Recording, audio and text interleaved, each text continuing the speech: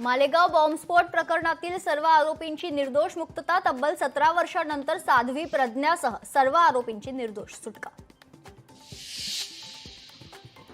भगव्याचा विजय, हिंदुत्वाचा विजय, संन्यासी आहे म्हणून मी जिवंत, निर्दोष सुटका झाल्यानंतर साध्वी प्रज्ञासिंह ठाकूरची प्रतिक्रिया। भगवा दहशतवाद कधी नव्हता, ना आहे आणि ना कधी राहणार, मुख्यमंत्री देवेंद्र फडणवीसांची मालेगाव निकालानंतर ट्विट करत प्रतिक्रिया। एक काळकुट्ट पर्व आज संपलं असून हिंदू धर्मीयांवरचा कलंक पुसला गेला। मालेगाव बॉम्बस्फोट प्रकरणाच्या निकालानंतर उपमुख्यमंत्री एकनाथ शिंदेंचं वक्तव्य। उपमुख्यमंत्री एकनाथ शिंदे दिल्लीच्या दौऱ्यावर, शिवसेनेच्या खासदारांसोबत बैठकीची शक्यता, दिल्लीत भाजपच्या वरिष्ठ नेत्यांची भेट घेण्याची शक्यता।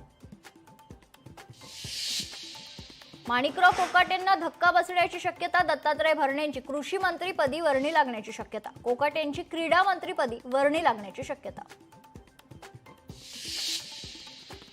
कैलास गोरंट्याल यांचा भाजपात पक्षप्रवेश, निवडणुकांच्या पार्श्वभूमीवर काँग्रेसला मोठा धक्का, फडणवीसांच्या उपस्थितीत पक्षप्रवेश।